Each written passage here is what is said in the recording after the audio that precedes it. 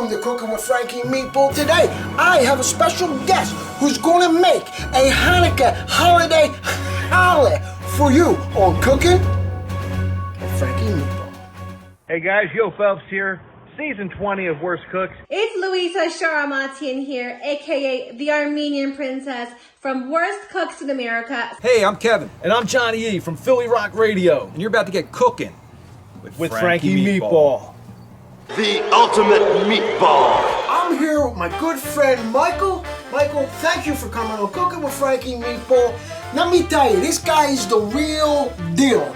He just don't bake for fun. He's a professional. He had a bakery back in the day at, what's it, you said 4th and McKean in South Philly? Forget about it. We got the real deal showing you how to make a challah. Mike, take it over, buddy. Thank you very much, Frank, for having me. Hey, Welcome. anytime.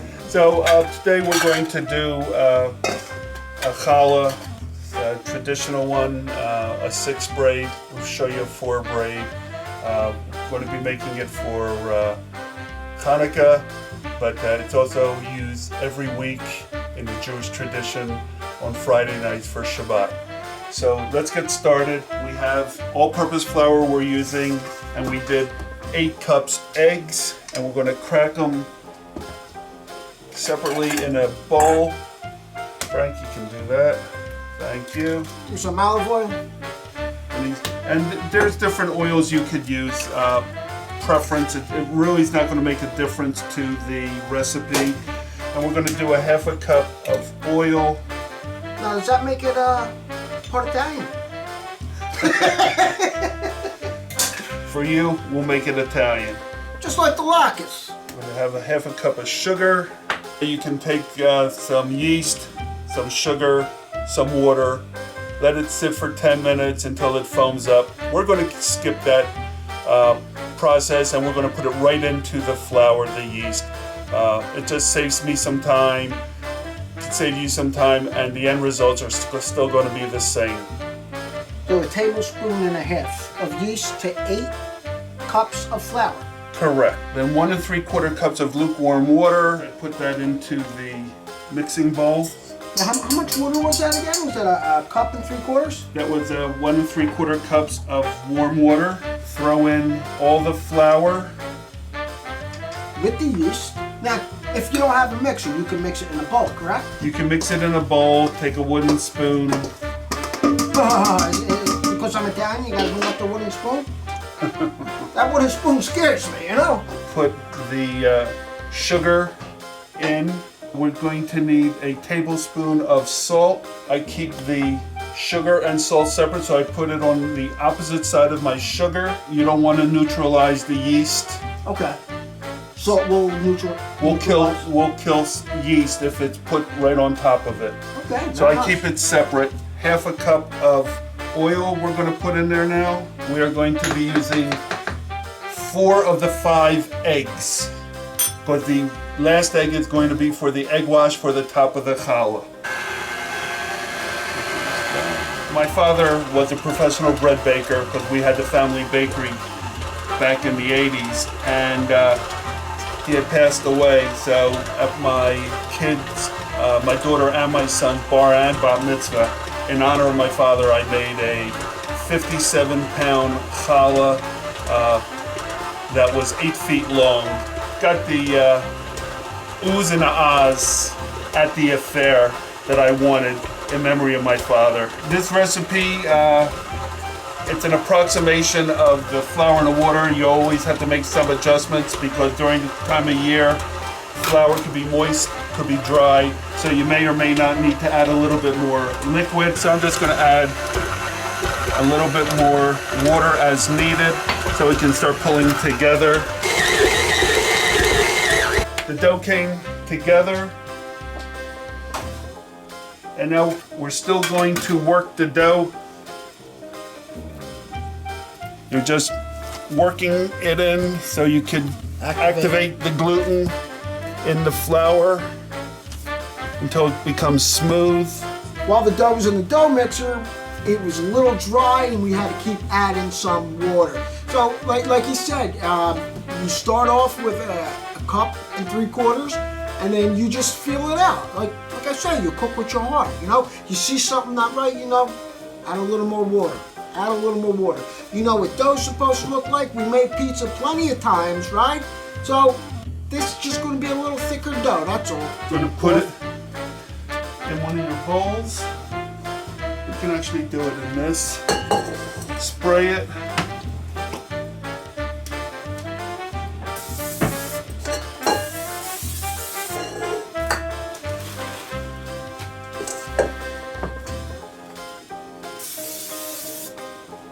We're going to let it double in size. How long you let it rest, Mike? Usually about an hour or until it doubles in size.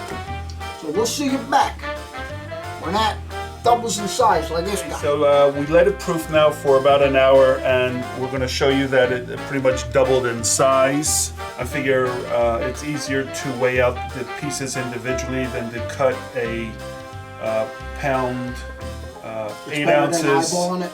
Yeah, I'm more of an exacto guy. Gotcha. You know, so what I wind up doing is I weigh the pieces out at 4 ounces a piece.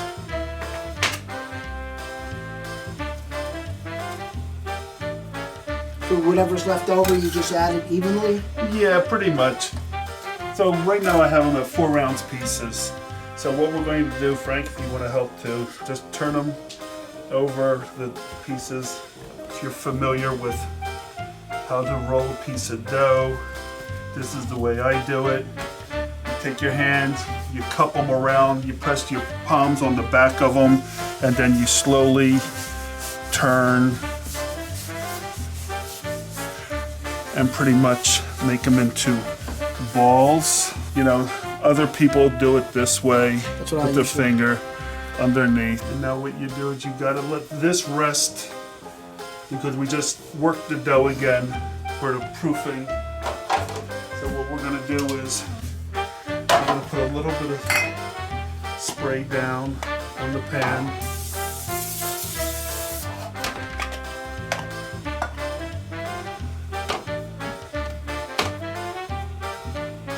And how long you let this sit for? About 15-20 minutes and let it relax. Just from the tops. A little bit of oil.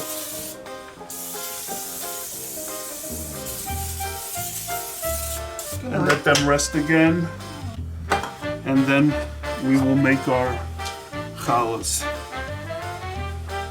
So what we're going to do right now is make the wash for the challah topping. So we took that one egg that we left to the side previously.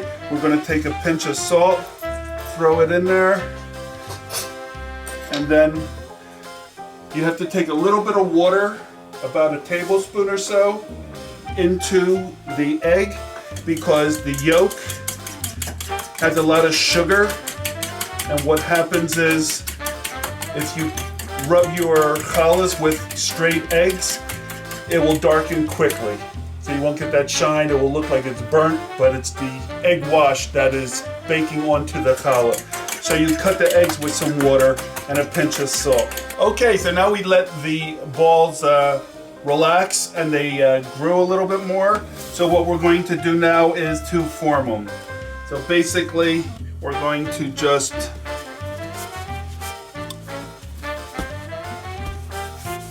roll them out. What we're going to be doing is making a 4 braid and a 3 braid. Now, is there a certain length you got to make these for? I would do them about 12 inches. You roll it out, and when you start from the middle, you work your way out, but you don't go all the way to the end. You make little balls at the end. So what I'm going to show you is how to make a 4 braid and a 3 braid. So we take the 4 strands, pinch the edge together. So we're doing a 4 braid. So we split them in 2, and what I do is I usually cross my hands, left under the right, grab the end pieces and flip them. So there's always one on the side and one in the middle. So if this side's going up, This side's going down. Up, down, up, down, up, down, up, down, and then twist. And that's how you make a 4 braid. A 3 braid, we're gonna do a little bit different. Back in the day, the girls used to jump rope, do double dutch. So what we're going to do now is Play double dutch. play double dutch. So we're gonna go one over, in the middle, like that. And instead of turning it and doing the other side, you flip it over, and now you just continue.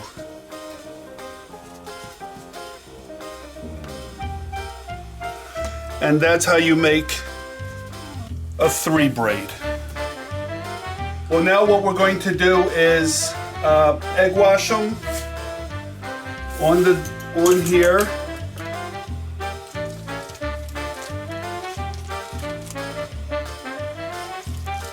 And now what you have to do is let this proof.